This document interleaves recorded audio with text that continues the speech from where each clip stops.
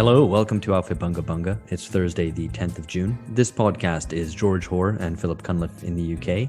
Hello, George. Hey. Hello, Philip. Hey. Well, that's Phil trying very, very hard, evidently, to be enthusiastic. Well done. He's had a cup of coffee. He's all buzzed. He's all buzzed. I am Alex O'Healy, exceptionally calling from neither Washington nor Moscow, but Belgrade, Serbia. So welcome to the Non-Aligned Global Politics podcast at the end of history. So just a little bit about the Non-Aligned movement, which is where we're going to start. The Non-Aligned movement was founded and held its first conference in Belgrade in 1961 under the leadership of Tito of Yugoslavia, as well as Nasser of Egypt, Nkrumah of Ghana, Sukarno of Indonesia, and importantly, Nehru of India. I say that because we're going to be discussing India today. So just to cast your mind back to 1961, that was the kind of peak of decolonization and optimism about what I guess we now call the developing world, but what was then the third world. And also the belief that these countries could forge an independent path to modernity. The leaders of the non-aligned movement were in large part, I think you could say, secular nationalists committed to modernism in one form or another. And what we're going to talk about today, about contemporary India, is actually a country whose government has turned towards ethnic particularism, specifically in the form of Hindu nationalism, which I guess casts a light on how far universalism has fallen as a sort of cohering ideal. Guys. Well, I guess the more pertinent question is there still a continuing spirit of third world universalistic non-alignment in the fact that Belgrade welcomed you, the diseased kind of leper from Latin America, to its shores? Well, yeah, very much so. This is as a previous guest of the podcast, Lily Lynch called it the coronavirus Casablanca, and that's kind of what it is. That's brilliant. Not a bad, that's maybe coronavirus interzone. Huh. That's it. Well, I don't know about interzone because that was famously another Moroccan city. It was actually Tangiers, which was interzone in William S. Burroughs's writings. But anyway, we're getting distracted. Yeah, no, but are you having a good time? Belgrade is lovely. It's there's cafes and bars everywhere. And how's the food? I've got in trouble on Twitter for slating the Serbian version, or the Western Balkan version of kebabs called shavapi, which I felt are somewhat underspiced. But, we shouldn't get into that because we should get into less controversial issues like politics. Typical Westerner, like somebody said on Twitter, expecting all their exotic food to be slathered with spices and herbs. Why can't people elsewhere also have normal food, like just healthy, hale, hearty food? I'm just saying, why do you have to have these cosmopolitan expectations wherever you go? The world is not set up for your convenience, like what his face says in The Big Lebowski. Well, indeed, it isn't. But I still think the Ottomans should come back and do a job on the local cuisine. Anyway, again, to move to less controversial issues, we should turn to politics. And one interesting thing about Belgrade, actually, which I thought was cool, on the other side of the river, New Belgrade, which was built in the 60s and 70s by Tito, there are a row of trees, of sycamore trees, each planted by a member of the non-aligned movement, probably not themselves manually, but they were there present, presumably in some ceremony, and there's a plaque or actually a stone plate for each tree with their name on it. So you can go along looking and you can see, Assad Senior, you can see Nehru, you can see Tito, of course, and Nkrumah and various others. And it was kind of a blast from the past. It was kind of, you can imagine these third world leaders in sharp suits all gathering together in, with the kind of modernist spirit in the early 60s. It was like, are the trees in a neat line, or are they kind of unaligned or non-aligned in various different alignments? They're in a straight line, but neither pointing at Moscow nor Washington. Okay. Anyway, we should stop this. More seriously, yes. So Hindu nationalism, I think that's what we're going to be talking about today with our guest Achin Vanaik. In just a little bit, it'll be me interviewing him. But before that, we're going to talk a little bit about these issues and our perspective on it, I guess, before we learn more in more detail from someone who's obviously an expert on this. Yeah, I mean, I suppose it's India's big claim to fame, and this one, the element that is still, I think, kind of an important part, an important component of especially elite identity in India, is the fact that it's maintained itself as liberal democracy since its inception. In contrast to so many of these other kind of the modernizing nationalist and secular regimes that Alex mentioned, and that were part of the non-aligned movement and that fell so early, that fell into kind of expansionist nationalisms who were kind of concerned with provoking quarrels with their neighbors to kind of as a diversion from domestic politics, such as in the Middle East, but also there became military dictatorships of one form or another. Which is to say, I suppose, that the pall of kind of military authoritarianism, of nationalism kind of ending up, I suppose the involution of anti-colonial nationalism, all of that started, fairly deep in the 20th century. So anyway, it's only to say that India, even though it's maintained itself as a liberal democracy, it's still not escaped the general kind of pathological aspects of contemporary global politics, and some of this is expressed in the failures and the disenchantment with the kind of corrupt old Congress party which dominated Indian politics from independence throughout the Cold War era, and the rise of the Hindu chauvinism that Achin is going to tell us about.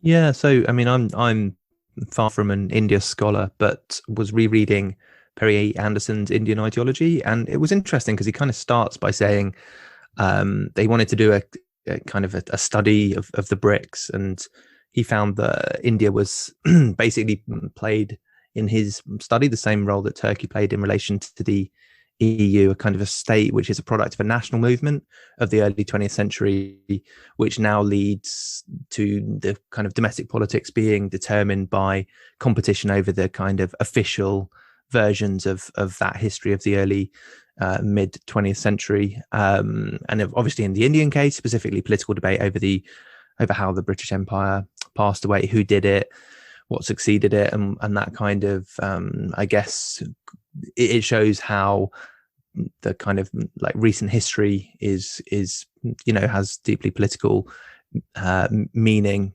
and obviously this all determines like the current idea of India, which I think has a particularly strong hold over Indian elites as a kind of nationalist discourse at a time when there is no longer a national liberation struggle against an external power.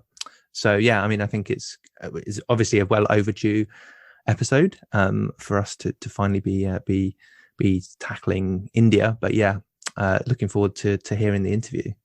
No, I mean, I think one thing that's interesting in that Perry Anderson book, I mean, one is how critical he is of Gandhi specifically, and maybe of the whole Congress leadership, because I think generally the understanding is that, you have Congress, the Congress being liberal, secular, and so on, and democratic, and then you have this shift to Hindu nationalism, which is exclusivist, particularist, and more authoritarian. But one thing that shows, and that the development of the Congress, both pre-independence and after, is that one, it was always kind of tending towards a sort of Hindu exclusivism, or this sort of default idea that that the Hindu was the kind of centerpiece of the nation, right? And that the nation will include Muslims and so on, but they were happy at partition to let partition happen, basically. At that, so that they could have their sort of unitary state. And so the seeds, I guess, for Hindu nationalism were already sown by the much more liberal Congress party. And actually, to make a comparison with Turkey, because you mentioned it, George, Turkey, I guess there was a similar thing under Kemalism, under the nationalist modernizing regime of the early 20th century, that there as well, it was supposedly, meant to be a country for all and be secular and not based on sort of any ethnic identity. But of course, it was the subtext of it was that it was very much exclusively for Turks, and it developed into a very hard exclusionary nationalism. First with the genocide of the Armenians, and as well as the oppression and exclusion of Kurds and so on. So I think it's interesting to see how even kind of liberal, or if not liberal, at least nationalist modernizing regimes maybe sowed the seeds for later versions of nationalism that you have today, as these states turn away from at least lip service to a universalism to turning towards a much more obviously particularist and exclusivist idea of the nation. Yeah, and of course, I mean, it was under Congress, under Indira Gandhi's leadership, that you had emergency rule and all of the brutality and authoritarianism of emergency rule in India in the 70s. So, I mean, it's a very good, the Anderson pieces on India. It's a very good overview.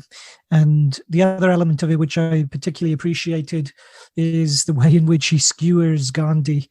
I mean, not only kind of for his not only for his creepy sexual predilections and coprophilia, but also that his great claim as having for which he's credited, of having ejected the British off the back of pacifism alone, just by turning the other cheek and all of that, is untrue. It doesn't take kind of account of the wider political context, the external pressures on the British Empire at the time, but also, and you touched upon this, Alex,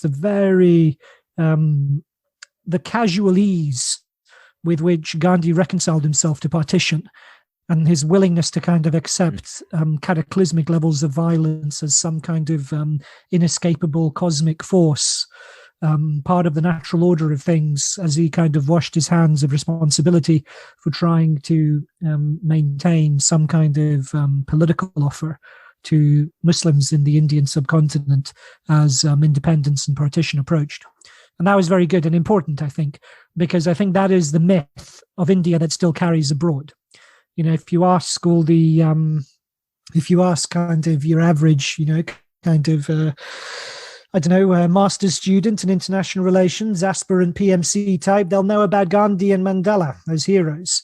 And this will be the kind of I think far beyond just master's students. I mean, I think in general, Gandhi is an admired figure. Yeah, I mean, why are you having a go at these master's students? Like, what have they done to you? I mean, like, educated. I'm not having a go at master's students. It's a reference, a throwback. It's a reference to an earlier episode. We talked about the importance of postgraduate education in socializing the PMC. That aside, I mean, generally kind of people who consider themselves informed about world politics and educated and what have you, that's what they know about India, is Gandhi, the kind of the good brown person who ejected the nasty white people with minimum force and shows that you don't need violence to get rid of empire.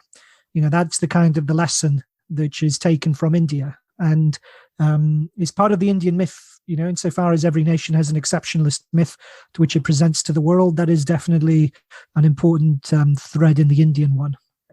Yeah, just to jump in with a couple of, I guess, sort of stray thoughts prompted by rereading that Anderson book. The first is and we kind of touched on this already, but that fusion of nation with religion in the struggle for independence, and that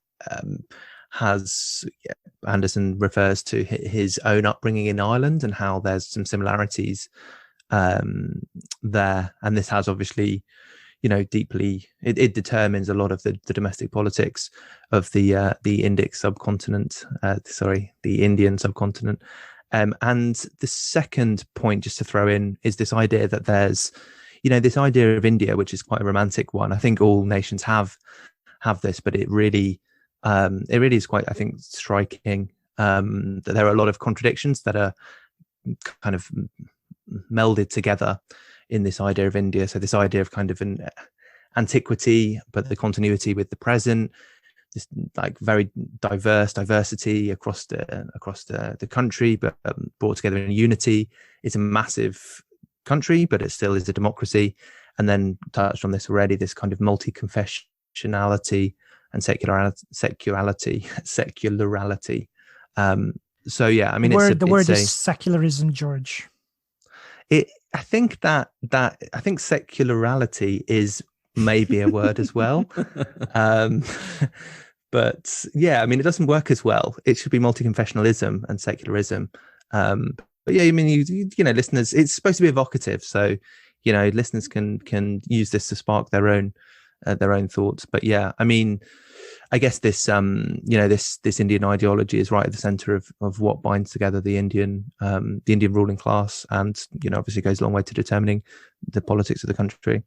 Very good. Lots to think about there already, and maybe we can take some of that into the interview with Achin, who we're going to call up and speak to right now. So this is Alex here, and I am delighted to be joined by Achin Vanaik, who is a renowned writer and social activist, was a founding member of the Campaign for Nuclear Disarmament in India, and is a retired professor of international relations and a former head of the Department of Political Science at the University of Delhi. So Achin, how are you? I'm fine, thank you very much. Well, I'm very happy for you to be joining us today, and we're obviously going to be talking about some big themes in relation to India: secularism, democracy, nationalism, modernity.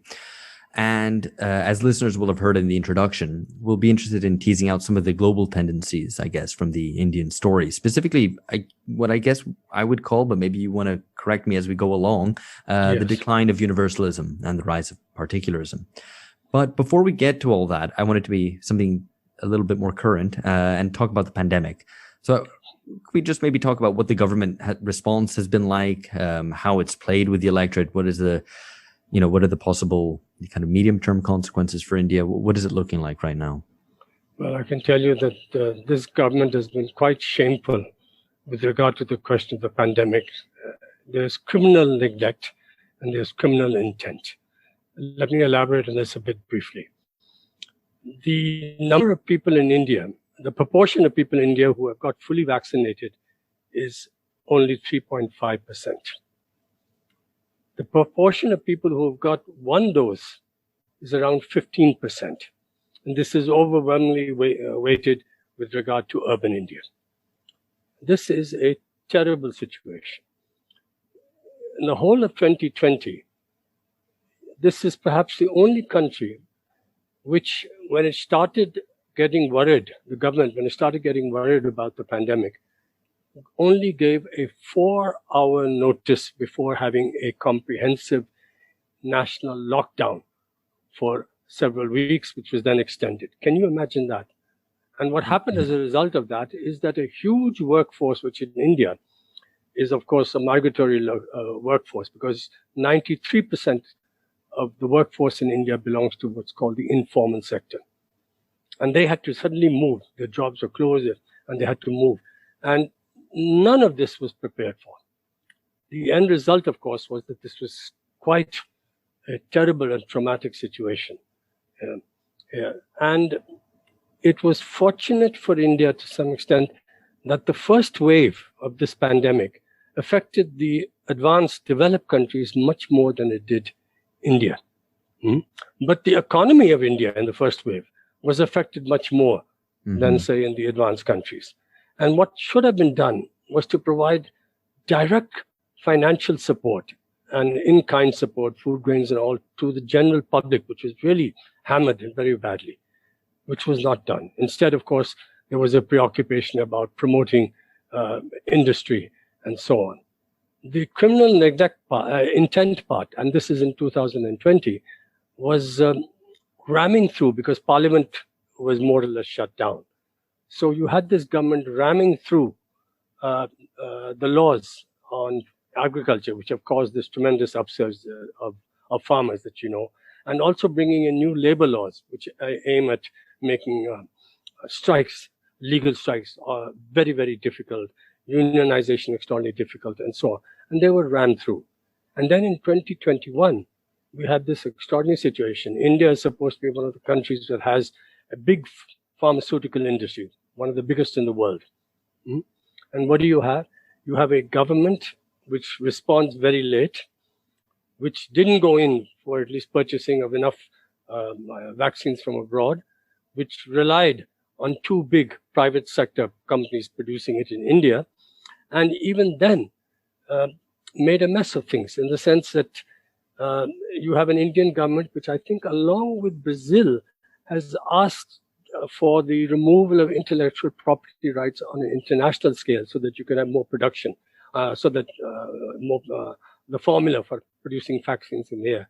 But do you know that in India, this government, apart from those two main private sector companies, has not had compulsory licensing, insisting on compulsory licensing so that you can have more units producing it in the Indian context. So the result is an enormous vaccine shortage. This is perhaps one of the few, or perhaps the only country that has not insisted that the central government buy the vaccines from private and all, and then distribute it free. Instead, what it says is that it said 50% we'll get, and 50% will lead to the state governments and the private sector to provide vaccines. It took this Supreme Court to say, this is not good. Look at what the other countries are doing. You should be giving it free. And what's happened then, of course, is that now you have 25% for the private sector. But can you imagine charging prices when you should be giving it free? Absolutely. Which means, of course, that you have the private sector in this country making profit, and you have companies from abroad wanting to sell here and also making money. But this is shocking. The United States has distributed free, whether it's in private sector or in the public sector. And you could have done many things. Spain, of course, talked about nationalizing, at least temporarily, the private hospitals. I don't know if you know, but 80% of the public in India has to rely on private hospitals because the situation of the public healthcare infrastructure is terrible. So there has been a lot of anger about this. It seems to have affected somewhat the popularity of this central government, which has made them worried to some extent. But the longer term implications, what can I say? We have, according to the official statistics of the government, a little less than 400,000 deaths. There is huge underreporting. Yeah. Because testing is under. So the actual number could be anything between 2 or 3 to 5 times this figure. And it's still a situation which is really terrible here. Yeah, no, that's, I mean, that really is shocking. Though I think there's an element to which everybody looks on to other countries as potentially handling it better than one's own. I know in Brazil, people were talking about India at least having domestic manufacturing capabilities for the vaccines, whereas Brazil didn't. But anyway, I mean, that's not to say that one country is better. The hearing from India does sound, as you say, criminal negligent and intent in India. And I wanted to also ask what the sort of nature of the debate over these issues are, because I think in many places it's been obviously inadequate. I mean, perhaps not really focusing on some of the serious root issues, whether it be sort of intellectual property protections or lack of capacity. Yeah, well, I just mentioned to you because. I see the point that you made about Brazilians saying that India at least has a manufacturing, a pharmaceutical industry. That's perfectly correct. In fact, during the HIV pandemic or problem, the Indian pharmaceutical industry played a very important role in providing the necessary for HIV at much cheaper prices. So you had this capacity that is there. Mm-hmm. So what makes it criminal is that it simply wasn't used. And as I pointed out, you have lots of other units, not just these two big private sector companies, Serum Institute and what's called biotech. You have other units. And what India could have done is insisted the Indian government that your formula of your two companies also be given to other units so they can also create more vaccine. And yet the same government at the international level is saying that, of course, when it comes to Moderna and Pfizer and all the rest of it, there should be, of course, no intellectual property rights and we should have the formula, so on. So you can see this hypocrisy that's also existed in this government. And the last point, of course, is that you had a prime minister who in 2020 was boasting about how India is handling the pandemic so well and all, largely because it didn't affect, the first wave didn't affect India so much as it affected other countries. And situation. This second wave is there. We don't have enough vaccines. And what if there is a third wave? It's really very, very worrying. And then there is the cover-up. Some of you must have heard about some of the bodies floating in the Ganges River, the huge overcrowding in cremation grounds to try to bury or cremate their dead and so on. All of these things are indicative that there is tremendous underreporting, and the situation in the rural areas or the semi-rural areas is very, very bad. It's bad enough, but at least there's some improvement in the cities and towns where I am and others are. But this is a situation and reprehensible all the more because India had the capacity for that prepared properly to be able to resort this. No, absolutely. And I think that's Well, it's a good place to start, I think, and also to counter certain portrayals or maybe certain understandings that, well, countries in the global south, as it's called, perhaps inadequately, are, countries which maybe don't have the same capacities and they're therefore unable to manage a pandemic. But, what you've just said there, Achin, about India, and something that I'm familiar with in Brazil as well, is, the state actively and the kind of government actively undermining those capacities that the state already does have and has acquired and maybe has had previous successes, as you mentioned, with regards to AIDS in India. But let's move on, because as interesting as that is, I think we'll end up doubling back to the contemporary political scene after we talk about India in perhaps grander themes, to put it that way. So maybe just to set this up and to set up what is going to be the key concern, I guess, of this episode, the Indian ideology, I guess, as it could be called, which focuses on secularism, I guess, multiculturalism, and democracy, which was something that was led by the Congress, by the party of Nehru. And as the BJP has displaced the Congress from the center of Indian politics, I think the usual view that people might have is that this is therefore an attack on these pillars of what was Indian, or what is Indian democracy, but specifically its secularism and tolerance and so on. But one thing that you show in your work is in many ways that secular modernity has been attacked and undermined from many different sides, and we're going to talk about how those different sides attack secular modernity. But also, I think what's perhaps most interesting is that sometimes those who have undermined what I'm calling here secular modernity as a shorthand have often been supposedly secular modernists. Or, for example, how the seeds for today's Hindu nationalism was actually advanced by those who preached tolerance, inclusivity, and so on. So before we proceed any further, I wanted to ask if you wouldn't mind laying out kind of basic understanding of secularism, because your work shows how there's different meanings attached to secularism, which often go beyond just the mere separation of church and state, which I think is the way that people commonly understand it. Mm-hmm.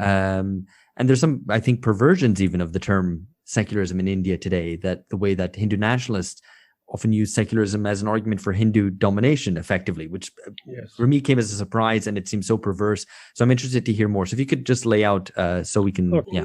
Very quickly. There are three terms that we have to distinguish. One is the term secular. The second is the question of secularization. And third is the question of secularism.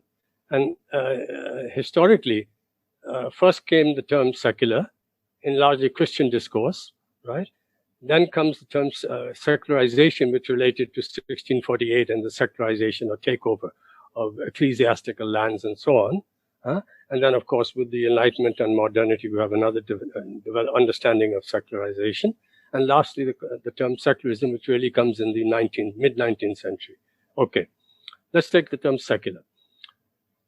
Secular, in fact, the term from Latin was a kind of great span of time, the spirit of the age.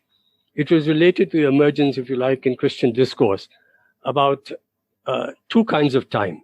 There is first the God's time of eternity, and there is profane time. So sacred and profane time. They don't go along parallel structures. In fact, God's time of eternity is much more powerful and intervenes in this time. So that's where, and that notion of secular as time, you find, for example, even now in economics, when people talk about secular trends of the economy and so on, right? The term secularization, as I said, comes later. But when you have a modernity, what's the difference between modernity and pre-modernity?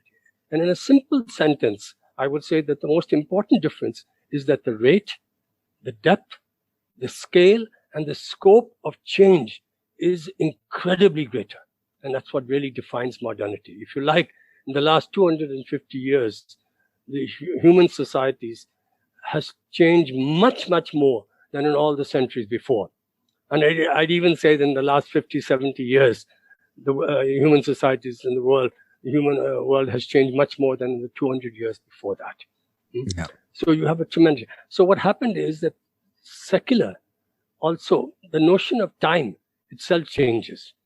From a static notion of time that I pointed out earlier, you now have a notion of time, if you like, which is supposed to be much more linear, because with this change comes the idea of progress. So you have a linear conception. You have a conception, empty conception. The empty conception is that forget about this business of God's time of eternity intervening into our time, as it were. And of course, you have what's called a homogeneous conception. That is, time is the same everywhere. A minute is the same everywhere, and so on. So a new conception of time emerges. Secularization has to be the registration of this kind of change in modernity. And therefore, you had three notions of secularization emerging. One was responding to the kind of changes that are taking place. Secularization means some considerable degree of decline in the influence and power of religious institutions, bodies, ideologies, beliefs, and so on. A second conception is that secularization relates to a kind of compartmentalization, a disengagement. After all, when you talk about politics and economics, all kinds of changes have taken place, custom, and the church doesn't play as big a role in organizing the economy and politics and so on as it did earlier. So it gets compartmentalized, if you like, into a certain domain. And the third was the idea of greater rationalization. So, for example, in Christian discourse, there's also the argument that Protestantism represents a certain secularization of Christianity. Right. If you like, the peculiar Indian conception was not to make a distinction between secular and secularization, and to say that secularization basically means tolerance. And tolerance is the hallmark of India from ancient times to now. So look at our wonderful society and civilization, which is so different because we have been the most diverse, which is true in terms of religion, in terms of languages, in terms of topography and climate, fauna, all that. I would not say in terms of racial, biological features, because there Brazil, which has blue-eyed blondes as well as all kinds of others, would probably be more diverse. But otherwise, what you're really talking about here. And then, of course, the argument that this has all been held together by this unique quality of tolerance. Unfortunately, this is a very dangerous conception, because the ancient notion of tolerance and ancient pluralism is very different from modern conceptions of pluralism and tolerance, in other words. Because in modernity, tolerance is connected to something that did not exist in the past, which is a rights discourse. Yeah. And therefore is a much more positive content. The question of secularism which emerged was really, secularism was an ideology of morals. And the central point about that notion of secularism was that morality should now rely upon humans in this world and not upon some kind of transcendent principle, God or something like that over here. So if you like, a kind of new understanding of ethicality, which is then connected to this notion of universalism, that human beings are universal across all cultures and societies, and therefore we must talk about universal principles of morality to a much greater extent. Humanity, secular humanism, if you like, is what really emerges over here. So you can see that these are terms that emerge, and this pretends that India has a lot to teach the rest of the world because of its distinctive notion of secularism or secularization. It doesn't make a distinction between the two. It teaches as a state of affairs, which has been enduring. It's very dangerous because what it does is it tells you that secularism arises out of tolerance, which is always there. Yeah. In fact, it's the other way around. A modern conception of tolerance emerges out of the establishment of a much more secular society. Right. And I think that is very, very important to understand. I'm being perhaps a bit academic, but I hope I'm getting my point across. I think that comes across very clearly. And it is fascinating how secularism gets reinterpreted as tolerance and then is seen not as something that emerges perhaps, through the European Enlightenment in arguments for religious toleration, which set the ground, I guess, for secularism, but it gets reinterpreted as something ancient, I guess, and inscribed in some essential India or something. And it's not just a question of religious toleration, because, as I said, a modern conception of toleration would be rights connected. It will not simply be a passive coexistence, because India has had this kind of coexistence of different religions and all. So I think it's very important also. Yeah. Sorry. Yeah, no, and I mean, I do want to, in just a little bit, get back to that notion and see how it relates to, I guess, more postmodern, multicultural notions of tolerance that you see today, especially in the West, and how India relates to those. But before we get to that, we should turn, I guess, to politics and history, more, I guess, recent history, which is, as I already said a little bit earlier on, was that there's this idea that, you know, the Congress Party was liberal and secular, but now India, a secular republic, is now governed by the BJP, by Hindu nationalists who are authoritarian and religious.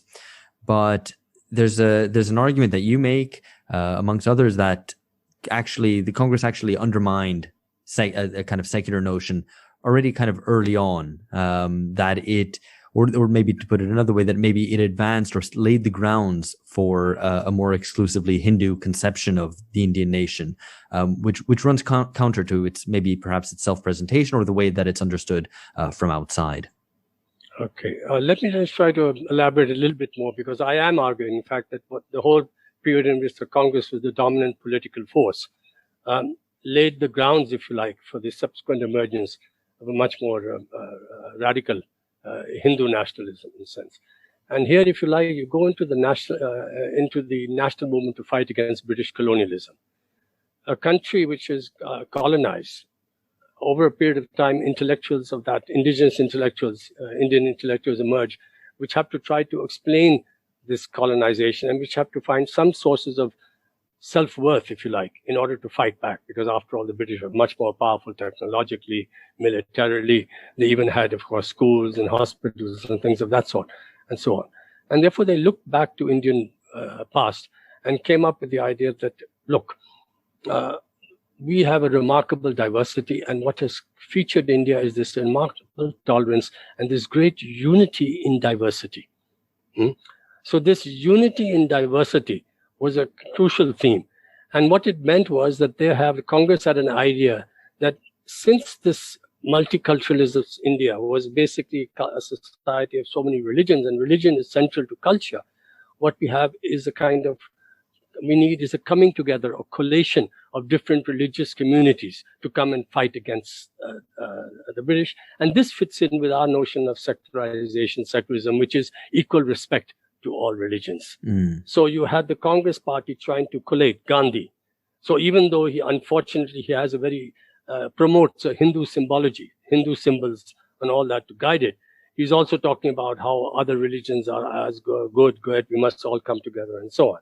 The other current was that, look, what we need to do to become strong, and this is associated with BJP and what we call the Sangh Parivar, is that this is a majority Hindu country and we must unite the Hindus. Right. And Hinduism by its very nature is a very tolerant. And therefore, who's complaining? Because Hinduism by its very nature is secular. Now, what is common to both of these understandings, even in the national movement period, is that one which says that unity and diversity is our characteristic and it is uniquely tolerant. Where does this ancient tolerance come from? It has to come from before Islam comes to India.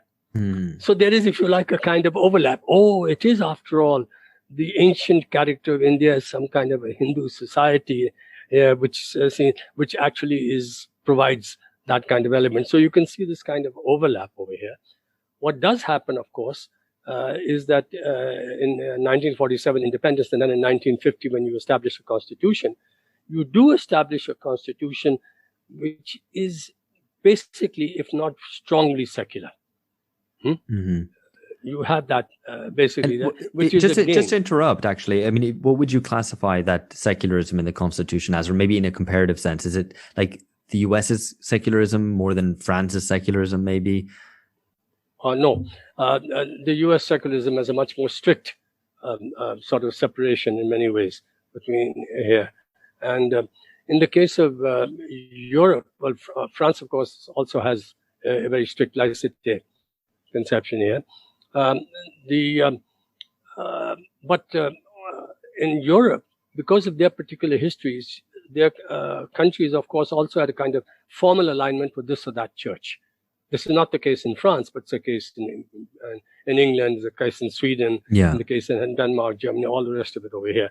The United States, of course, has a a different history over there. But the Indian case had not this formal connection to any church as such. The American case had to have this strong insistence that it must be separated from church, because there were a whole series of different Christian sects and churches which were fighting among each other.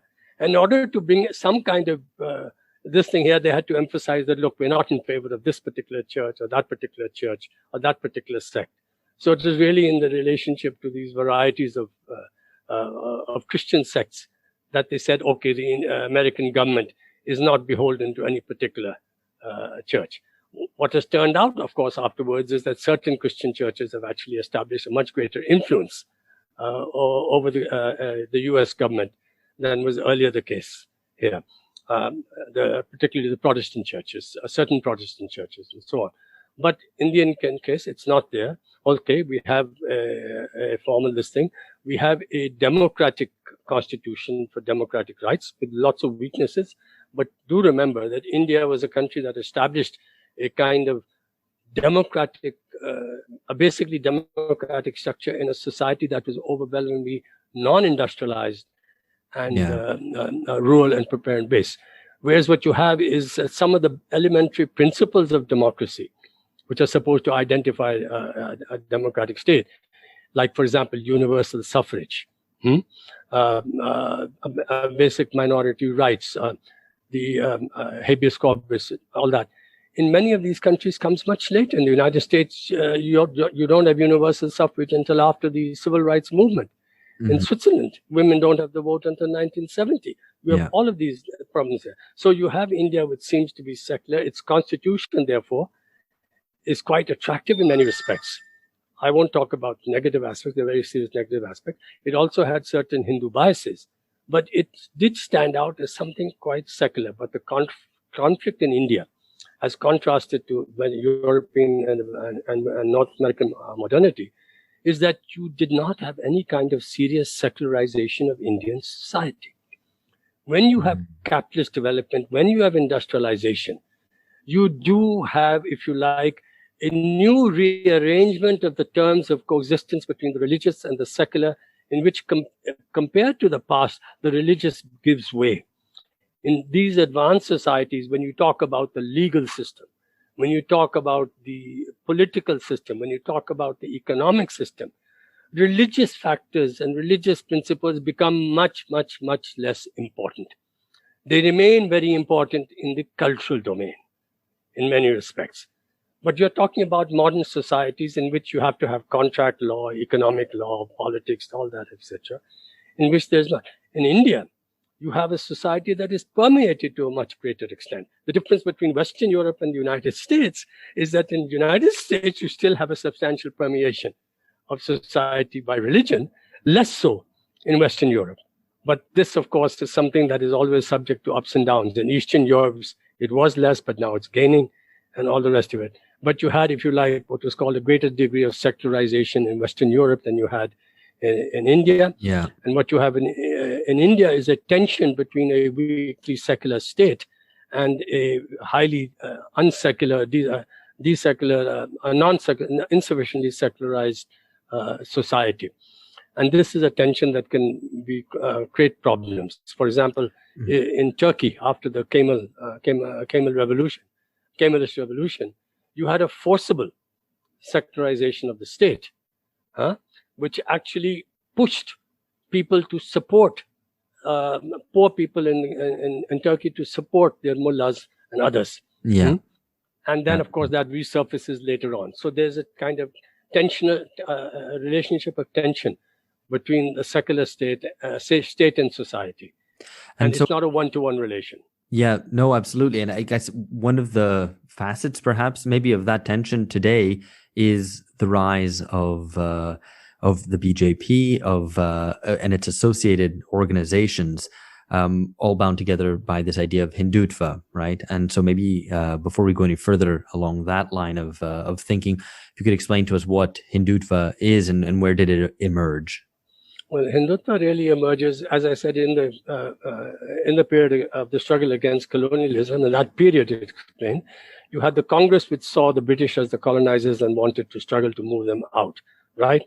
Through a collation of the different communities by appealing to their existing identities and so on.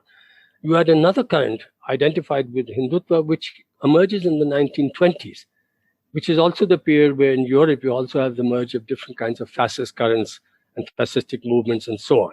And they were also influenced by that. And their attitude was that, look, if we are going to make India really strong and vibrant, we must recognize its great Hindu character and we must have Hindu unity. And they look, therefore, to the question of Hinduism as being absolutely central, or if you like, their particular understanding of Hinduism and of Hindu nationalism. And in the period for several decades, they said that the way to make India strong is to avoid the question of politics, which is corrupting, to concentrate on transforming Indian society to developing a cadre-based organization, which will at last spread the message and which will carry out basic secular leads of various kinds and so on. It also distinguished itself by saying that British is not really our main problem. The main problem was Islam and Muslims. In other words, a highly exclusivist, what we call a communal nationalism. In many ways, one can call it a kind of sleeping beauty concept of nationhood. Can I just elaborate on that sleeping beauty concept of nationhood? Yeah, that sounds interesting. Explain. Yeah. Sleeping beauty, the wonderful beauty. In India, the sleeping beauty, which has been sleeping for so long and which needs to be revived, is the essential Hinduness of India. How do we revive it? Now, after independence, we must give it the kiss of politics or the kiss of awareness by India's Prince Charming, which are the forces of Hindutva. And just as Sleeping Beauty in the tale was put to sleep by the wicked witch, which is the wicked witch in India that put this essential Sleeping Beauty to sleep? Was it the Persians? Was it the Afghans? Was it the Mughals? Was it the Turks? No, it was Muslims. Because once you say Muslims, you combine all of them and you combine all the Muslims and Islam that has come through trade and all the rest of it. And of course, you indict the whole population in this area here. And this, of course, if you like, is what I mean by this sleeping. So now we must revive this great beauty which has always been there. If you like, it's and this is something which many in the Hindutva crowd don't realize. They were actually influenced by German conceptions of organic nationalism. Right. Yeah. I mean, all that you're describing here is, shouldn't sound very strange to ears who are more familiar with various forms of European nationalisms, particularly more ethnic nationalism, the revival of some dormant nation, the invention of new traditions, and so on. Yeah. Yes, in fact, Ben Anderson put it very nicely when he said that there are two ways of looking at nationalism. Either you see it as an inheritance from the past, in which case there will always be dispute about what is the proper inheritance and who are the proper inheritors. Or you see it for what it actually is. It belongs to the present and future. Nationalism is what we will make of it. And therefore, there are always competing nationalisms, and we must have to strive for, in fact, a much more humane, sensible, and democratic nationalism, but also recognizing that even the most democratic nationalism has its limitations. As one person has put it, but not this kind of inheritance, which of course inevitably leads to this, who are the proper inheritors, this, that. And this actually affects even those democracies like France and nationalism, which are not religious, but which are supposedly civic. Because there they say, oh, the essence of France comes from this French Revolution. But these Muslims and others coming are really opposing this essential understanding that we have, which is the essence of our national. They're not prepared to recognize that even French nationalism is a constant ongoing project. And that in fact, democracy and all, incorporation of various other groups and all, is a central part of making your democracy or your nationalism much more humane, much more generous, much more democratic, and so on. No, very good. So, I mean, I think, would you describe contemporary India? I mean, at least the tendency which we see with the dominance of the BJP and perhaps their hegemony. I mean, that's a question I guess I should put to you as well. Whether you see that as really the gaining of the upper hand of an ethnic conception of nationalism over a civic one more concerned with who we are instead of where do we want to go, and whatever the limitations, perhaps even of some certain civic nationalisms, that what you have today is in India perhaps entirely dominated by this more ethnic and religiously based conception. Well, one of course is the fact that even as earlier, as I said, because of the lack of secularization of society and even the sort of prominence of eminence given to Hinduism, even during the national movement. For example, this idea of collating this and Gandhi's sort of approach of connecting religion to nationalism through symbology and mythology and so on, has been characterized, and I would say accurately, as a kind of majoritarian nationalism in a liberal guise. So now you have, if you like, a attempt to construct a much more aggressive Hindu nationalism, which is obviously much, much less liberal and so on. It's not going to eliminate all characteristics of democracy, but I think we have to understand something very clearly, and that the force that is in power does have a substantial hegemony, which is it seeks to expand, and I can elaborate on that, but that it is in fact a far right force in power. The Congress Party was a lot like, if you like, populist parties of Latin America after the Second World War, pursuing import substitution and so on, centrist in the sense, bourgeois centrism, if you like, in which they had a left wing and a right wing within it and so on, which then transmits, because of the failure of developmentalism, in two directions in Latin America. One, these one-time populist centrist parties become right-wing smaller parties, or they disappear. In India, the Congress disappearance may be something impossible, but it has long ago made the transition to becoming a much smaller right-wing parties. But the BJP RSS is a far-right party. And what has happened in India is that the center of gravity on questions of Hinduism and so on, etc., has also shifted to the right. So that you now have the Congress and so many other opposition parties accepting partially some of the claims and issues of Hindutva. And this is similar, if you like, to what's happened in Europe, where you had, if you like, left-wing parties, social democratic type parties shifting to the right and accepting many of the claims that were made by far-right parties, which never came to power. But, for example, their attitude towards racism and immigration and so on have been accepted. So they've shifted, in the fulcrum of politics in Europe has also shifted to the right. But they don't have, in most cases, you do have in Hungary, perhaps, or Poland, you might say, a far-right force in power. But there's also a huge difference between this far-right force in India, then Bolsonaro in Brazil, then Duterte in the Philippines, then other Jobbik and others.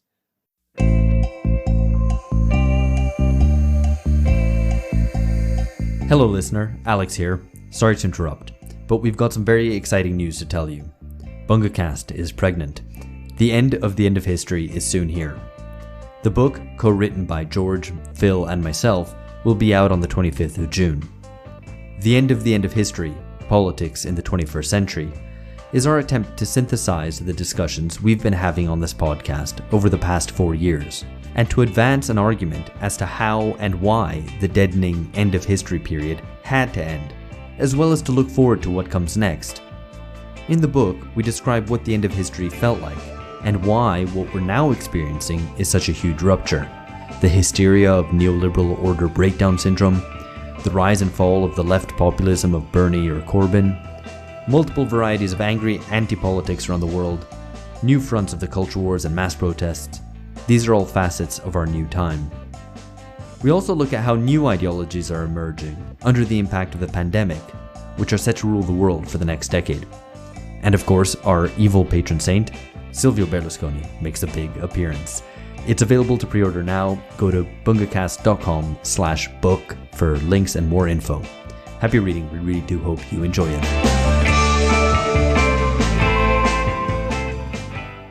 I wanted to absolutely come to that and also come to something eventually about why you don't think Hindu nationalism should be called fascist. And I mean, on this podcast, regular listeners will know that we're very critical of the use and the overuse of the F word to describe forces because it lacks, historical accuracy and it rather tends to confuse things. So I do want to come to that. Maybe just before that, to kind of continue building this picture of what Hindu nationalism is in India, and specifically the BJP.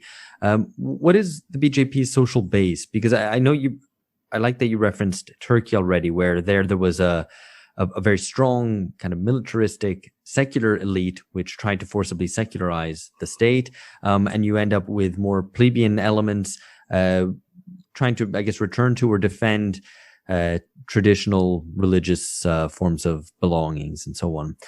Is that a similar thing in India, or how would you characterize it? One important difference is that what happened is that the social base historically for decades of this force, which we call the Sangh Parivar, really came from urban and mofussil petty bourgeoisie, lower sections of what was called the middle class, but in caste terms, upper Brahmin, below Brahmin, what are called forward caste, and the upper sections of what are called the middle caste. The middle caste in India are called other backward castes. Other backward classes, anyway. So that was the social base. Caste-wise and class-wise, you've got some unsensing here. What they did from 1925 onwards, when it was founded, was that they built up a solid cadre base, which continued to work in the pores of Indian society during the national movement and even after the national movement, in spite of all the tribulations, problems, the fact that Congress Party was there. The Congress Party had membership and struggle during and cadres during the national movement period. After the independence, when it becomes powerful and rules, its ideology on which you base a cadre is a mishmash. And it's really holding people together and its cadres and activists together as a result of paternalism, clientelism, the loaves of office at different levels, and so on. So they have a strong cadre base. And what they've been able to do is that in the 80s in particular, they were able to generate through mass movements, particularly the movement around Ram Janmabhoomi, they were able to dramatically expand their base. Today, their base, for example, and as they became more powerful politically and became an alternative that the ruling classes and big capital could also see, they are able to, of course, get support from big capital. Today, they are by far the richest party in India. They were able to expand their base into the professional sections, obvious professions. They were able to expand their base downwards into what we call the Dalits, used to be formerly called the untouchables, and even among what are called the Adivasis or tribal sections. And they have done this through having the most powerful cadre base of any force anywhere in the world, let alone in India. To give you some idea of what they've been able to build through their cadre formation, through their involvement in movements and through relating to all kinds of struggles, is they have the largest private network of private primary schools in the country. They have some 800 NGO type formations addressing various issues. They have 4 pan-Indian structures. They have 36 bodies of all kinds associated with them. They are implanted in Indian society, which is still very huge and which is a continent. So there's still a long way to go for them, but much more so than any other society. And that gives them a solidity. Think, if you like, of Muslim Brotherhood in Egypt and elsewhere, but magnified much, much more. Right. And in power politically. Again, I said I could tell you the difference here, but this gives you some idea of their success in terms of moving their social base, expanding their social base, expanding their political influence. And it has come through, if you look at it came all before they came to power electorally. You have the Congress party dominating electorally until the early 70s, mid 70s, declining. You have three non-BJP, non-Congress political formations coming to power in 1977, in 1989, and then in 1996. These three non-BJP, non-Congress bourgeois centrist formations don't last a term. It's after their failure that you have the BJP coming to power. You have a whole period in which you have only coalition rule, but then you have in 2014 a single majority, barely, which is reinforced in the 2019 elections. You have a declining Congress. You have a force now which is the only truly national force, which once the Congress was, electorally speaking, but unlike the Congress, much more deeply implanted in society. It's a much more successful organic party than Congress ever was. Yes, definitely. At least after the beginning of independence. Yeah. So that's very interesting. I think before we talk about some of the comparisons, maybe and broaden out to some kind of global issues or some things that we can pull out from India, which might have more general application or not, I wanted to talk a little bit more about secularism, religion and modernity, to dive into that question a little bit further. Because one of the things that you describe is the way that secularism is attacked from various different sides, not just by Hindutva, which we've been talking about, but there's also a group, I guess or an intellectual tendency that you class as the anti-modernists, who are anti-Hindutva, but are at the same time sort of anti-secularists. And also maybe even postmodernists, and how they also, in their own way, end up standing against secularism. So could you maybe this is a bit too big a question, but I mean, how would you classify these different forces or these different intellectual trends which attack secularism? Well, what happens is that the anti-modernist current was one which had considerable influence among certain NGOs in the discourse, academic particular discourse. And their central argument, I mean, some of the anti-modernists were more ambiguous modernists, but there was also a very strong, at least one person who was the dominant figure who was very, very clearly an anti-modernist. He talked in terms of critical traditionality. His name, of course, was Ashish Nandi, who was a very well-known figure internationally, sir. And their argument was that, in fact, this idea of secularism, which has been imposed from the top, is unjust, because really, it's really this question of tolerance, which is inherent in Indian society, that is most important, right? And that modernity actually creates the basis for all kinds of tensions and conflicts and so on. Whereas earlier, we had a much more equable society. And what we need to do is to learn from that, from the past, and to learn of how we are able to live together in various ways. And therefore, they, if you like, are much more sympathetic to Gandhi and to his ideas of respecting different traditions. So they feel that what the secular state has done is, of course, played a very negative role in terms of refusing to recognize this. And what the Indian state should do is, of course, also move much more towards recognizing that there is a place for religion in politics. And actually, there is a space for religion in politics, but it has to be a much more modest one than the past. So they are really preoccupied with that. They do not consider issues like capitalism seriously. They are focused precisely on the cultural dimension. Postmodernism, modernists not so much. Post-colonialists more so.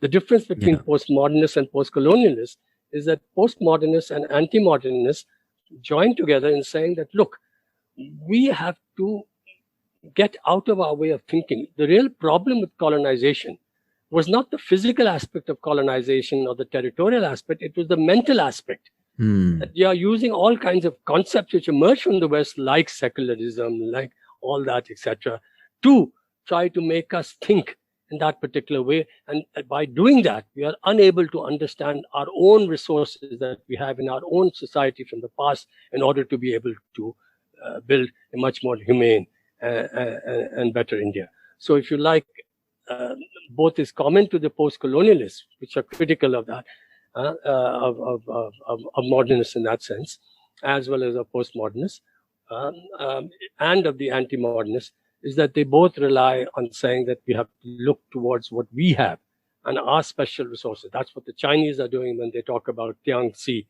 and harmony. It's what Africans are doing when they talk about Ubuntu.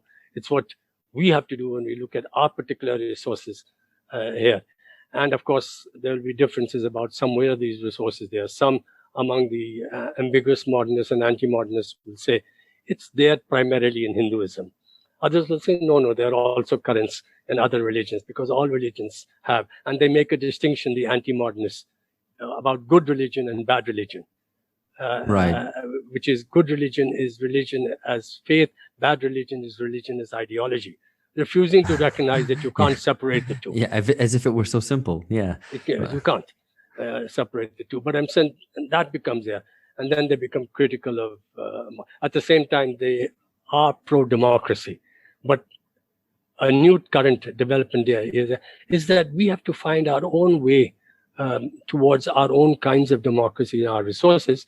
You now have another current which you haven't mentioned, which is the multiple modernity school, which is highly cultural. And the multiple modernity school is saying that there are multiple modernities. And how can you talk about there being multiple modernities when you have a dominant capitalism everywhere? Yeah. You can only do those if you underrate the importance of capitalism and you emphasize greatly the importance of cultural differences of various kinds. And then say we have to look to within our own culture to be able to develop the kind of society that we want. And that's the way to move towards. So you've got your post-colonialists, the multiple modernities, and you have the current of anti-modernity. And I guess altogether these constitute, I guess in some ways, because you've just said the term, a sort of cultural turn, which is an impediment, I suppose, to the development of materialist politics and indeed even to class struggle, I suppose. Oh, yes. They're not very sure. Of course, there is something to say. Of course, we do believe in the necessity of cultural empowerment. We respect certain cultural rights and so on. But there are two ways in which you can look at modernity. You can have a basically cultural understanding of modernity, or you can have an acultural understanding of modernity. If you like, even among those who have, look at Weber and Weberians and Marxists, if you like. Weberians will say a modernity that is also capitalist. Marxists will say a capitalist modernity. Now, Marxists are not saying that capitalism is the only thing about modernity. Yes, there's the Enlightenment, there's Protestant Reformation, and so on. But they give much greater weight to the development of emergence of capitalism and establishing modernity and this whole tremendous dynamic of change as distinct from Weberians. And then within Weberians, there'll be differences about what are the forces and factors that actually lead towards the emergence of modernity and so on. And then, of course, you have all these other currents that take place over here. But what is common to the Weberians and to all the other points that I made is that they downgrade the significance of capitalism, which implies perhaps that they think that we can create a decent society within the framework of capitalism, which of course is another issue. So, I mean, all this is in a way an effacement of capitalism, even as a concept, and maybe as something, the object of political contestation in India. Is there a history that you can tell in terms of the way that has happened? That the way that the waning contestation over capitalism, or maybe waning class struggle, has led to kind of these cultural features in which you have the dominance of the anti-modernists, the post-colonialists, and so on, who all move things over to the cultural plane. Okay. In the period between 1947 and the late 60s and 70s, the official ideology of the Congress Party was socialism, non-alignment, democracy, secularism. Secularism, very weak, vague, they say here. Liberal democracy, okay. Non-alignment, I won't go into. Socialism meant nothing more than some notion of social justice and capitalist social democracy. It wasn't really any kind of serious challenge to capitalism at any sort. Nehru himself was influenced by the Fabian tradition, for example, and so on. And you had in that period a lot of struggles about on material issues, prices, jobs, this, that, and so on. There's a shift later on. This mishmash of ideology gets less and less influential and becomes dismissed, largely because there is the failure of developmentalism. I gave you the example of Latin America. The developmentalist state of centrist, bourgeois centrist parties sort of going in for import substitution and trying to make there. And then, of course, that fails. And then, of course, you look to other things. So that really paves the way for a different understanding of, they're not even successful in establishing some kind of social democratic capitalism. And then what do you have from the late 70s onwards? You have a kind of neoliberalism that emerges, and actually moves worldwide. And the way to understand neoliberalism as a global phenomenon is not to see it as a state of affairs, but a kind of direction in which the economy in particular is moving. And because it's a kind of direction, it means different countries and societies are at different starting points, and they are moving in that direction at different pace, at different speeds. So even Sweden is also moving in that particular direction. Western Europe, which is ahead of that, they're moving different, right? Now, in order to stabilize this, which of course is to the great advantage of the capitalist class and how it emerges, of course, we know here, you have to have, this is something that is moving globally, but we live in a world of multiple nation states. And how are you going to stabilize a right-wing shift, which is what neoliberal economic development is, unless you have a right-wing shift in politics and ideology? But that right-wing shift in politics and ideology will have to be nationally specific. It will have to be related to what is going on in different countries. And therefore, it will take somewhat different forms in different countries, even though the pressure is there for nationalism, and you have that support, and different degrees of success in establishing the right, far right, and whatever.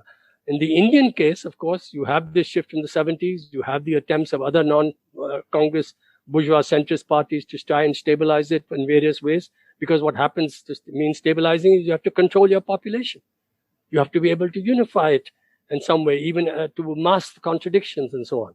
And the only force that was eventually able successfully in India to do this was, in fact, the BJP, which has established a new hegemony. And what I mean by hegemony, if you like, is really three things. You have to become the most important force arbitrating between the different sections of capital. You have to get significant support from the middle classes, the petty bourgeoisie, and the professions. You have to be able to deal through sticks and carrots all those below who are suffering from all kinds of problems.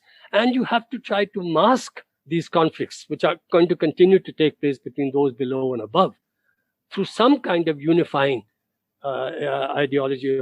And that unifying ideology has, of course, brings in the question of what Gramsci called the national popular will, and therefore the question of nationalism and the use of nationalism. And here, please notice that in Europe, in elsewhere, in Southeast Asia, elsewhere, you've had the rise of authoritarian populisms and what's called the politics of cultural exclusivism. The politics of cultural exclusivism really emerges from the early 80s, late 70s onwards. Bobson talked about it in terms of having three expressions, if you like, four expressions: race, ethnicity, religion, nation, separately or in some combination. And they take place everywhere. And for example, you have from the 80s in the advanced country, racist and anti-immigrant xenophobia growing. You have in Yugoslavia, ex-Yugoslavia and Soviet Union, irredentist nationalism. You have the rise of religious extremisms everywhere. And in almost all of these cases, for them to be powerful, they combine and co-opt or connect with the question of nationalism. Yeah. So you have all of these developments. They're there in the process of neoliberalism. They get reinforced after the turn of the millennium, especially after the Great Recession. And you now have, of course, this whole situation. In the Indian case, this was the particular force that could most effectively mobilize the masses in various ways. It was ways that was implanted. It was the ways which could actually address. And therefore, this Hindu nationalism, which earlier, as part of its Hindu nationalism, talked about an economic nationalism, has completely abandoned the idea of economic nationalism, has a much more explicit and specific understanding of capitalism, which it promotes and supports and wants the support of the capitalist class, and is now seen by them as a vehicle that could best enhance their particular interests. It's not that the other opposition parties have that much difference on foreign policy or economic policy, but what they cannot do is they cannot provide the kind of stabilization domestically that this particular force can. Besides which, of course, they have advanced in terms of their acceptance of their particular ideology and what has been called syndicalizing or singularizing the understanding of Hinduism.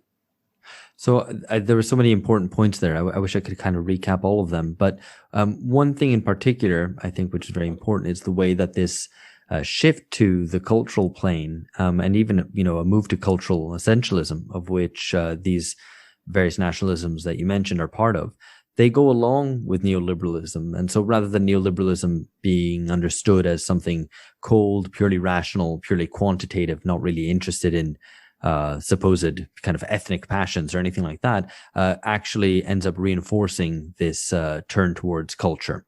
And one thing that strikes me is that I think this can obviously be seen in what you've just described about the BJP in India, and you can think about other cases, Orban in Hungary, Kaczynski's in Poland, and so on.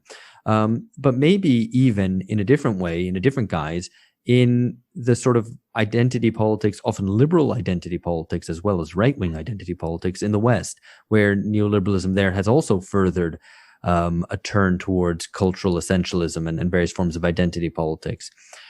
Maybe you could reflect on that or tell me what you think about that. But also, because I also wanted to put this in relation to India specifically, because one thing that I think that is quite important to understand is the way that caste in India has also become a form of identity politics, whereby in its relationship to the state, caste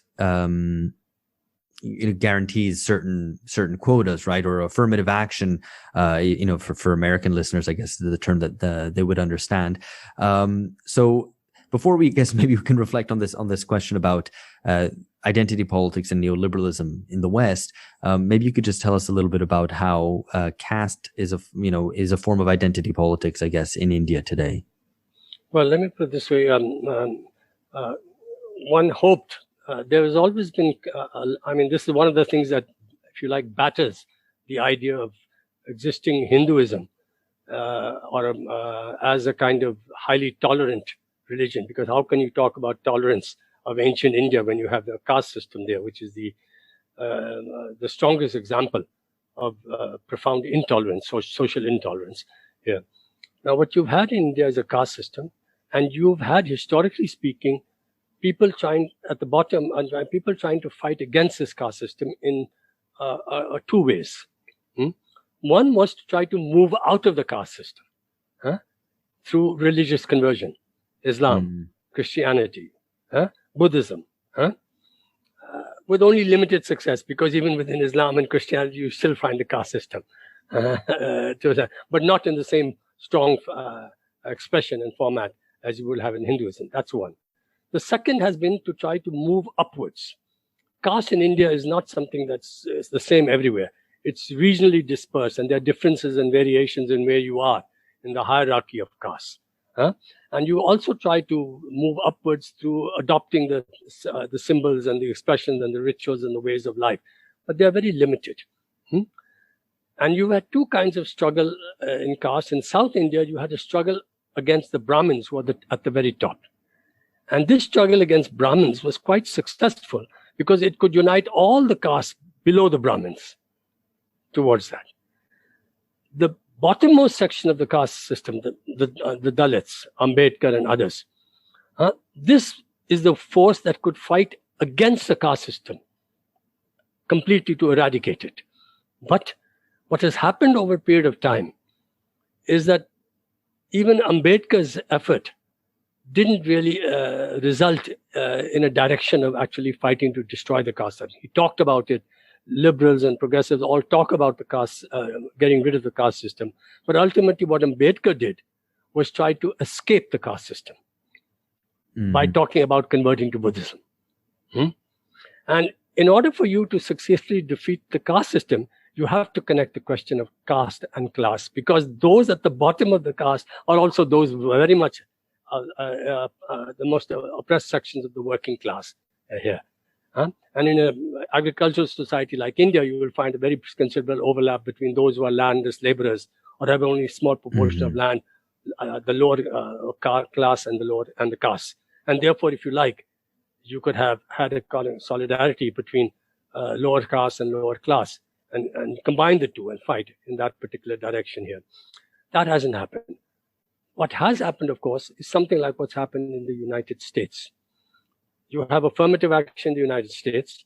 You've had quotas over a period of time. In both countries, this has helped to develop a certain middle class within the blacks and within the lower castes. Yeah. Right? So this has become quite substantial, right? But the bulk of them remain at the bottom. They are incorporated within the existing class structures of power. So you have in the United States, if you like, a black middle class that, as compared to, say, the 60s, must be 5 times greater than ever it was before. But it is now connected, particularly to the Democratic Party. And incidentally, in the Democratic Party, it's part of the Clinton machine, which actually wasn't supportive of Bernie Sanders. Yeah. And it's something that they can play around with, right?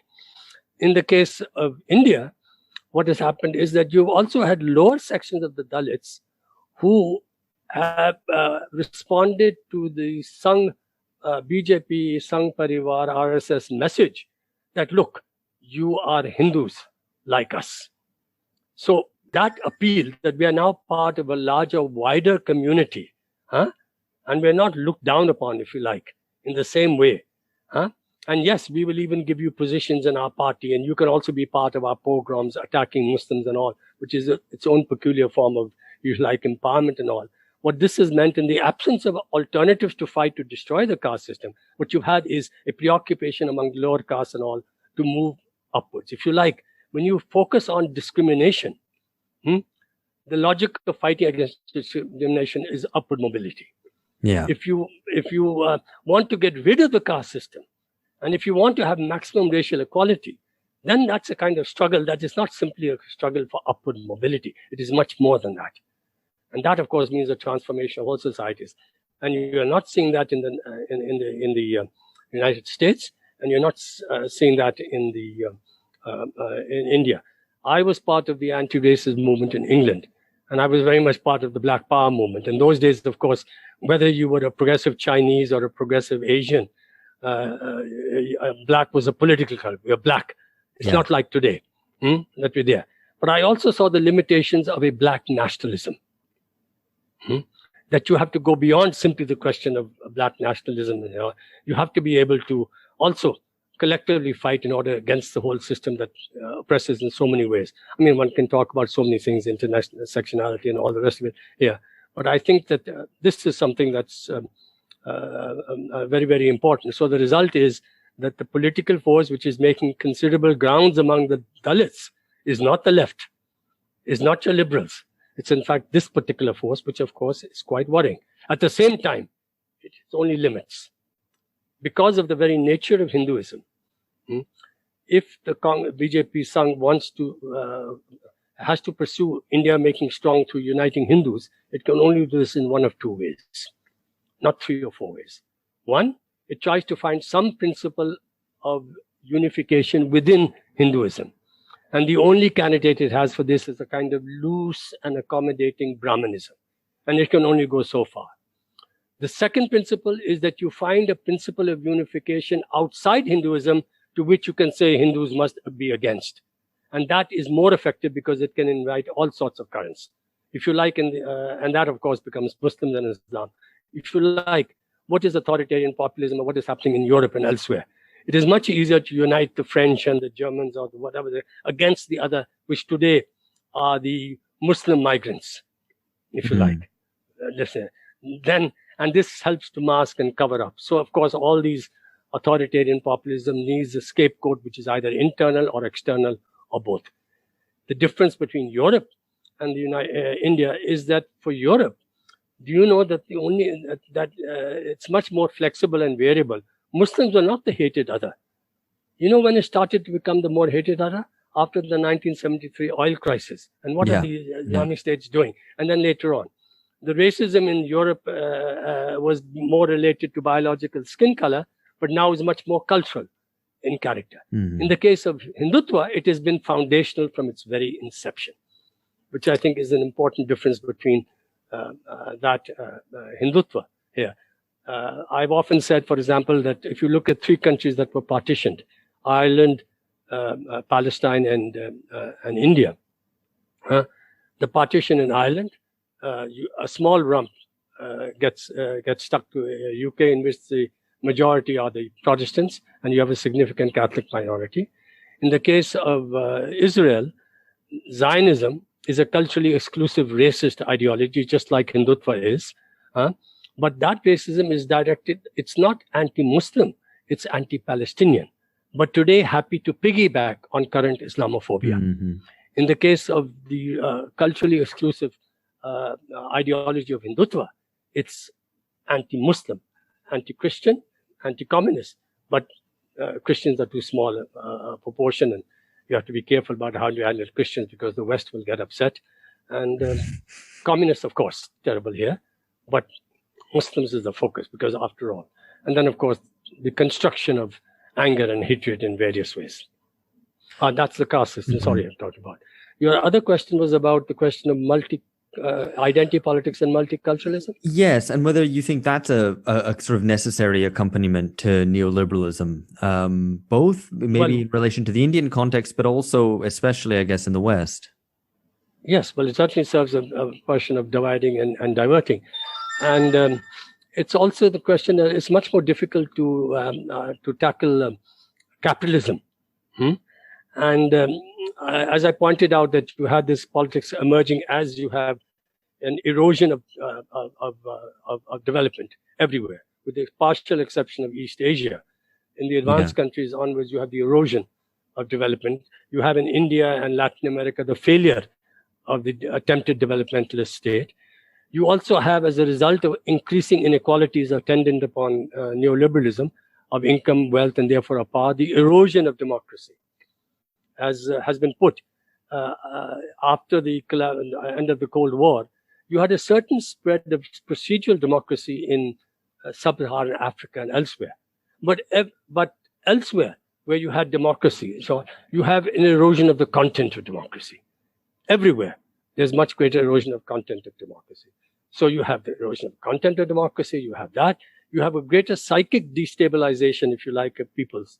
Because globalization, as I think Jameson pointed out, does something which becomes very difficult for ordinary people, most people to understand. And that is that the time-space coordinates of your lived experience are no longer going to be able to help you to even understand the time-space coordinates of all the kinds of forces that are operating transnationally that actually shape your life.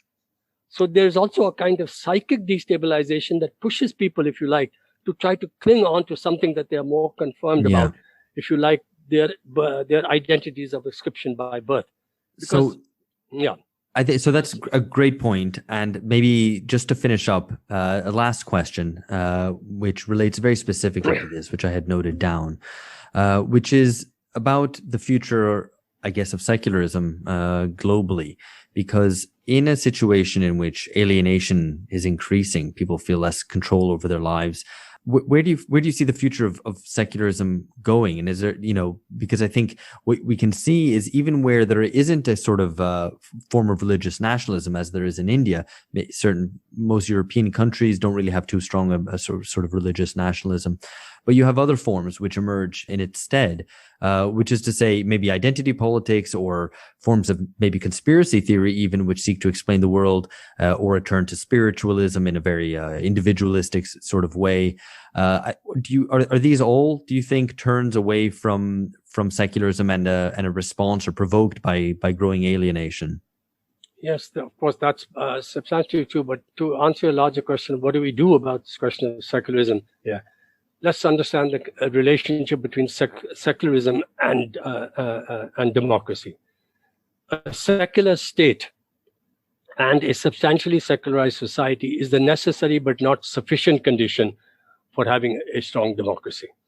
So you can have a secular state and a substantially secular society, like the old Soviet Union, which is not democratic. Mm-hmm. So that's not what. But it's a necessary but not sufficient condition. Democracy is being attacked from various directions.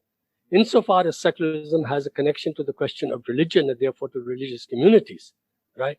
You have to address the question of how can religious communities live together well?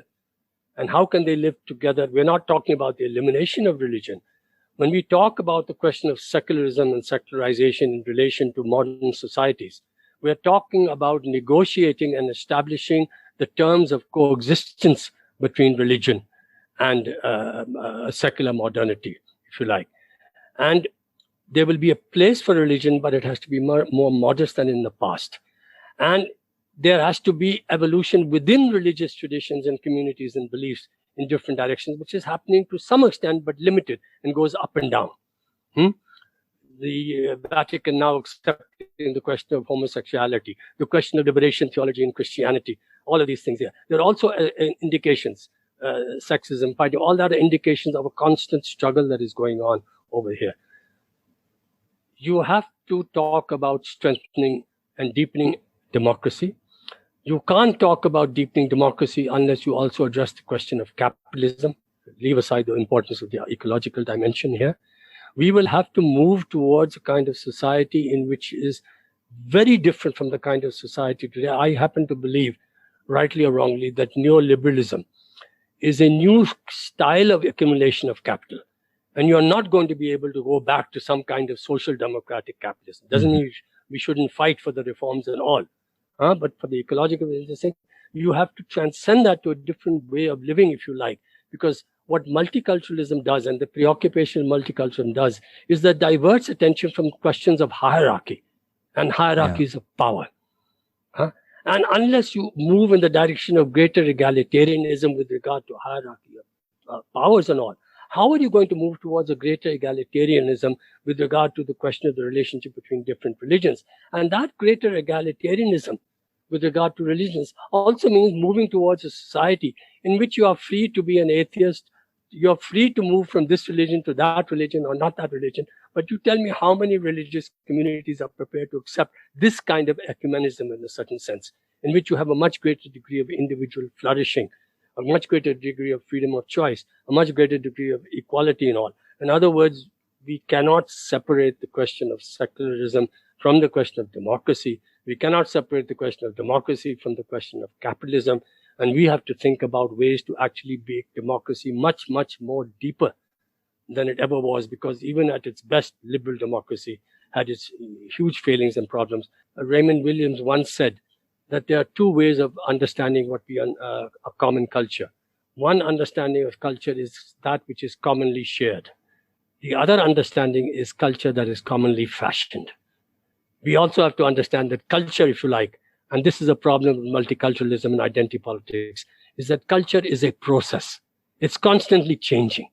And therefore, we have to be able to actually intervene to make that. Cultural empowerment means having much greater capacity for greater education and understanding, and greater power for people to actually construct propositions, life, all the kind of things that we can do. And we are living in a world in which culture is constantly changing because it's a process. I have just one final question about whether you would use the term fascism to describe Hindu nationalism. Obviously, this force has fascist characteristics, but but one thing, and this is one thing in which you have something we can hold on to, and that is that you are not having any kind of fascist dictatorship. And the fascist dictatorship was the strongest form of dictatorship, much more than a military dictatorship, because it had popular power and appeal over here. But one of the legacies of the struggle against fascism and historically is that everywhere you have among ordinary people a serious commitment to democracy, to some kind of democracy, to some kind of rights. You can't have the old fascist appeal that the fascist state and the fascist personality is the best expression of democracy. That won't work anymore. And that's something that is very, very important for us to understand. So fascist potential, fascist dangers, fascist characteristics? Yes, indeed. But let's recognize over here, and you can't separate the question. I mean, I've gone on, or maybe I should stop there. One problem with Indians, as perhaps you've known, is that Indians love to talk. Very good. Well, in Brazil we do too. But let's leave it there. Achin Vanaik, thank you very much. That's been absolutely fascinating. I'd like to carry this on for another hour if we could. I would also encourage listeners to absolutely check out Achin's book if they're interested in India, but also especially in these wider themes. I don't know if there's something that you would like to recommend of your writing in particular. I really enjoyed The Rise of Hindu Authoritarianism, which came out in 2017. Yes, I did write a book in 2020, which dealt with it's called Nationalist Dangers and Secular Failings, a compass for an Indian left. But although a large part of it, or the bulk of it, deals with India, for example, the two hegemonies that I talked about over here, a criticism of the Indian constitution, there's a big 50 page chapter, which is about the question of Marxism and nationalism.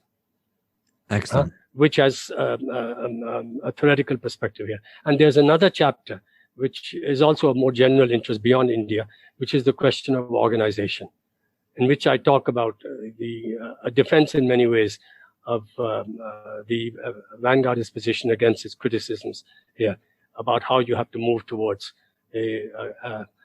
transcending beyond capitalism. So although there are chapters which are very India-focused, these are two chapters which are there. It's brought out by Akar Books, came out in March 2020. And of course, we'll always put links to our guests' work in the show notes, so you can access those, listener, just by clicking down below. All right, thank you so much for joining us, Achin, and thank you, listener.